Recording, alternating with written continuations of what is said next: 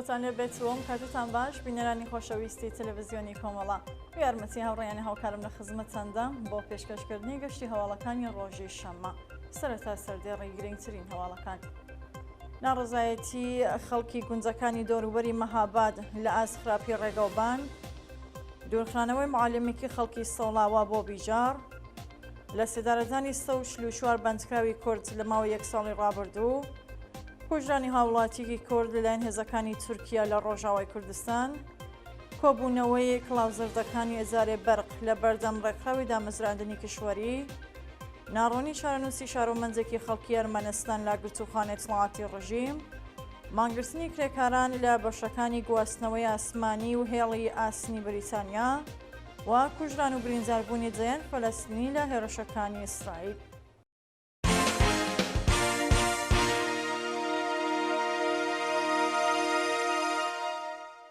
درێژی هەواڵەکان ناڕزایەتی خەڵکی گونجەکانی دەوروبەری مەهاباد لە ئاسخراپی ڕێگەوبان بەپێ هەواڵی گەیشتوو ڕۆژی شەممە دوی بەفرانباری 1402 دانیشتوانی گونجەکانی دەوروبەری مەهاباد لە ئاسخراپی ڕێگەوبان و بایەخنەزانی بەرپرسانی ڕژیم بە کێشە و گرفتەکانیان ناڕزایەتیان دەربڕی بە پێوە گرتە ڤیدۆیانەی لا گونجەکانی زێوە و مەرانە بەدەستمان گەیشتووە ڕێگەی هاتوچۆ یەکسەر قوڕە و ئاستەنگی بۆ هاتوچۆی خەڵک ساز کردووە هاوڵاتیان دەڵێن چەند ساڵە بەرپرسانی دەوڵەتی لە شاری مەهاباد بەڵێن دەدەن جادەکەیان بۆ ئەسفاڵ بکەن بەڵام لەبەر گەنجەڵی و پڕکردنی گیرفانی خۆیان کاتیان بۆ چارەسەرکردنی گرفتی خەڵک نییە. برینجاربوونی کۆڵبەرەیەک لە سنووری بانە ڕۆژی هەینی یەکی بەفرانباری 1402 کۆڵبەرێکی خەڵکی سەقز بە ناوی ئەیوب محەممەد زادە تەمەەن 30 ساڵ بە چەقەی هێزەکانی ڕژیم بە سەختی بریندار بوو. بە پێڕاپۆرتی کۆڵبەر نیوز ڕۆژی هەینی بەرابەر لەگەڵ یەکەم ڕۆژی زستان هاوکات لەگەڵ بارینی بەفر و باران لە سنوورەکانی کوردستان کۆڵبەرێکی خەڵکی سەقز بە ناوی ئەیوب محەممەد زادە بە بیانووی دابینکردنی پاروێگنان بۆ خۆی و بنەماڵەکەی لەلایەن سەرکوتگەنانی کۆماری ئیسلامیە و درایە بەردەستڕێژی گولە و بە سەختی بریندار بوو. دوورخانەوەی معالمێکی خەڵکی سەولاوە بۆ بیجار حکمەت ساڵحی مامۆستای قۆناغی سەرەسایی کە 9 ساڵ پێشینەی کاری هەیە لە شوێنی کارەکەی لە گوندی سەرپیری بەشی هەورامان لە سەوڵاوە بۆ قوتابخانەی گوندی پڕتاجی سەر بە شاری بیجار دوورخراوەتەوە. بە پێزانیاریەکان حکمەت ساڵحی پێشتر لەلایەن لێژنەی بەرەنگاربوونەوە لەگەڵ هەڵایەداریەکانی ئامۆزش و پەرۆشی کوردستان بە تۆمەتەکانی بێڕێزی بە پێرێزیەکان پاڵپشتی لە بزوستنەوەی ژنجیان ئازادی و چالاکی تەبلیغی لە تۆڕە کۆمەڵایەتیەکان بە 2 ساڵ دوورخرانەوە سزادرا بوو. لە سێدارەدانی 144 بەندکراوی کورد لە ماوەی یەک ساڵی ڕابردوودا لە ژێرسایە دەسەڵاتی گەندەڵ و جنایەتکاری کۆماری ئیسلامی ڕێژە بەندکراوانی لە سێدارەزراوی کورد لە ساڵی 2023 بە نسبەت ساڵی ڕابردوو 92 بابەت واتە 177 لەسەر زیادی کردووە. بە پێڕاپۆرتی ناوەندەکانی مافی مرۆڤ لە سەرەتای ساڵی 2023 زاینیەوە تا بامڕۆ 144 بەندکراوی کورد دەکان ناسناوی 141 کەسگە ناشکراکراوە لە زیندانەکانی ئێراندا لە سێدارەدراون. ئەوە لە حاڵێکدایە کە هێشتا 10 ڕۆژ بە کۆتایی ساڵی 2023 ماوە و ئەگەری هەیە ڕێژەی عەدامکراوان بڕواتە سەرەوە. جێگە ئاماژەیە کە ساڵی ڕابردوو 52 بەندکراوی کورد لە زیندانەکانی ئێراندا لە سێدارەدرا بوون. کوژرانی هاوڵاتیەکی کورد لەلایەن هێزەکانی تورکیا لە ڕۆژاوای کوردستان ڕۆژی هەینی دوی بەفرانباری 1402 شارۆمەندێکی خەڵکی ڕۆژاوای کوردستان لە کاتی تێپەڕین لە سنووری نێوان ڕۆژاوای کوردستان و تورکیا لەلایەن سەربازانی تورکەوە درایە بەردەستڕێژی گولە و گیانی لەدەستا. بەپێی راپۆرتەکان پیاوێکی تەمەن 28 ساڵ بە ناوی موعین جاسم بەراغەش لە کاتی تێپەڕین لە سنووری سرێکانی بە تەقی ڕاستەوخۆی هێزەکانی تورکیا کوژراوە. لە ماوەی چەند مانگی ڕابردوودا چەندین شارۆمەندی خەڵکی ڕۆژاوای کوردستان کا بە مەبەستی دابینکردنی ژیانێکی باشتر هەوڵی دەرباسبوون بۆ نێو خاکی تورکیە و کۆچکردن بۆ ئوروپایان داوە لەلایەن هێزەکانی دەوڵەتی فاشیستی تورکیەوە کوژرا و بریندار بوون. کۆبوونەوەی ئۆپراتۆرەکانی هێزارێ بەرق لە بەردەم ڕێکخراوی دامەزراندنی کشوەری. بەیانی شەممە دوی بەفرامباری 1402 کۆمەڵێک لە ئۆپراتۆرەکانی هێزارێ بەرق لە ناڕزایەتی بە دۆخی خراپی پیشەوی و معیشەتی لە بەردەم ڕێکخراوی دامەزراندنی کشوەری کۆبوونەوە. بە پێڕاپۆرتەکان ئۆپراتۆرەکانی بەرقی فشارقەوی خوازیاری بەکردەوە دەرهاتنی گەڵاڵەی ڕیزبەندی پیشەکان بوون کە دەوڵەت لە ساڵی 99 هەتاوی بەڵێنی جێبەجێکردنی دابوو. بە وتەی ناڕازیان هەرجار و بە بیانوەیەک گەڵاڵی ڕیزبەندی دوا دەخرێت و 9000 کرێکاری وەزارەتخانەی وزە و بەرقی کشوەر بلا تەکلیف لە دۆخێکی خراپی پیشەی و معیشەتیدا ماونەتەوە. گیانەدەستانی 3 کرێکاری کەندنی کارێز لە هەمەدان. ڕۆژی پێنجشەممە 30 سەرماوەزی 1402 3 کرێکاری کەندنی کارێز لە شاری فامنینی سەر بە پارێزگای هەمەدان بە ناوەکانی حسێن غۆڵامی، سەید مەنسوور هاشمی و محەممەد چانخەرلی بەهۆی جاڕمانی دیواری کارێزەکە گیانیان لەدەستا.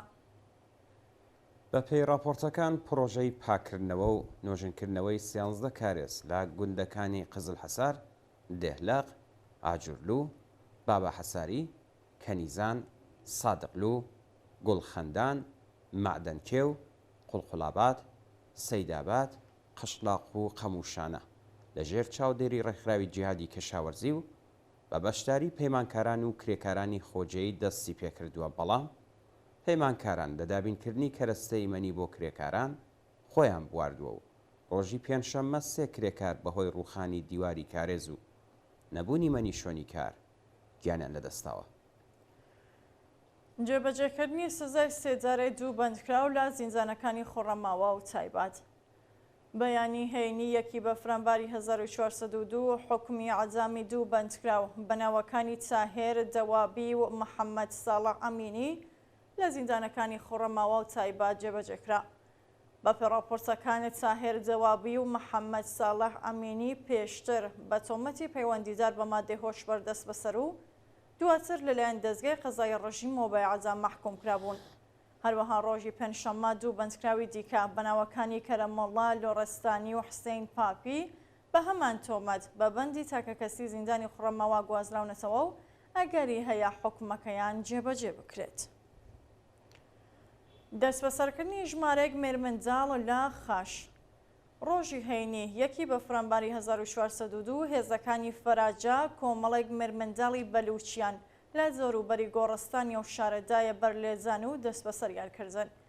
بە پێڕاپۆرتی شالەکانی بەلوچ کۆمەڵێک مێرمەنداڵی ماتۆرسواری تەمەن 15 بۆ 20 ساڵ و خەڵکی خاش ڕۆژی هەینی بەبێ هۆکار لەلایەن هێزە انتزامیەکانەوە دراونەتە بەرلێزان و بۆ شوێنێکی نادیار گوازراونەتەوە.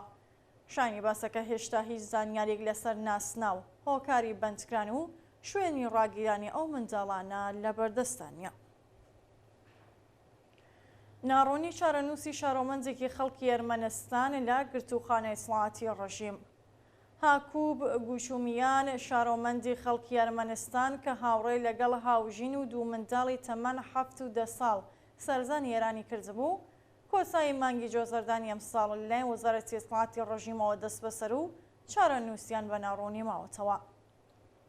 ڕێکخراوی مەدەنی و تایبەتی مادەی 18 کە لە لەندەنی بریتانیا هەڵکەوتووە و لە بواری ئازادی ڕادەربڕینی کەمینە ئاینیەکان چالاکە ڕۆژی پێنجشەممە 30 سەرماوەزی 1402 ڕایگەیاند هاکوب گوچۆمیان و هاوژینەکەی بە ناوی ئەلیسیا شاهرودیان 2 شارۆمەندی ئێرانی و مەسیحی 24 گەلاوێژی ئەمساڵ لە میوانیەکدا لە شارۆچکەی پەردیسی تاران لەلایەن ئیدارەی ئیتلاعاتەوە دەست بەسەر کراون. بە پێی زانیاریەکان ئەو 2 شارۆمەندە مەسیحیە بۆ ماوەی چەند هەفتە لە بەندی تاکەکەسی 209 زیندانی ئەڤین ئەشکەنجە و ئازار دراون و ڕۆژی 27 ڕەزبەری ئەمساڵ ئەلیسیا شارودیان بە دانانی وەسیقەی 2 ملیار تمەنی لە زیندان ئازاد کراوە، بەڵام هاوسەرەکەی هێشتا بلا تەکلیف لە زینداندا ماوەتەوە. مانگرتنی کرێکاران لە بەشەکانی گواستنەوەی ئاسمانی و هێڵی ئاسنی بریتانیا. بە پێڕاپۆرسەکانم مانگرتنی کرێکاران لە فڕۆکەخانەکانی سەرانسەری بریتانیا و هێڵی ئاسنیە وڵاتە بۆچە هۆی سەرگەردانی هەزاران مسافرێ و هاوکات بەهۆی هاتنی زریانی بەهێزی پیا تەواوی گەشتەکانی کەشتی ڕاگیراوە. لە حاڵێکدا کەمتر لە 3 ڕۆژ بە کریسمەس ماوە، هەزاران شارۆمەندی بریتانیایی بەهۆی دەست لە کارکێشانەوەی کرێکاران لە بەشەکانی فڕۆکەخانە و هێڵی ئاسن سەرگەردان بوون و ئیتحادیە کرێکاریەکانیش دەڵێن دەوڵەت بڕیار بوو داخوازیەکانمان پێش هاتنی ساڵی تازە جێبەجێ بکات، بەڵام وادەکانی بەکردەوە دەرنەهاتوو هەزاران کرێکار و بنەماڵەکانیان لە سەری ساڵدا توانای کڕینی خۆراک و کەلوپەلیان بۆ بنەماڵەکانیان نەبووە. جێگای ئاماژەیە کە لە ڕۆژی ڕابردووەوە زریانێکی بەهێز بە ناوی پیا کەناراوەکانی بریتانیای گرتوۆتەوە و بەهۆی بارینی بەخوڕی باران و هەڵسانی لافاو کاروباری ئەو وڵاتەی ڕاگرتووە و زیانێکی زۆر بە ئابووری بریتانیا گەشتووە. دووە هەواڵ کوژران و برینداربوونی دەیان فەلەستینی لە هێرشەکانی ئیسرائیل. وەزارەتی بەهداشتی غەزا ڕۆژی هەینی یەکی بە فرامبار ڕاگەیاند لە ماوەی 2 ڕۆژی ڕابردوودا 390 فەلەستینی بەهۆی هێرشە ئاسمانیەکانی ئیسرائیل بۆ سەرکەرتی غەزا گیانیان نەدەستاوە و 734 کەسی دیکەش بریندار بوون. بە پێو راپۆرتە ڕێژەی قوربانیانی شەڕی نێوان حەماس و ئیسرائیل بۆ 20,057 کەس بەرز بووەتەوە و ئاماری بریندارەکان سنووری 53,000 کەسی تێپەڕاندووە. لەلایەکی دیکەوە نەتەوە یەکگرتووەکان پاش 7 ڕۆژ کۆمەڵکوژی لە غەزا توانی قەتنامەیەک بۆ ئاگربەستی کاتی لەو ناوچەیە کە یارمەتیە مرۆیەکان دەگاتە دەست خەڵک ڕابگەنێت.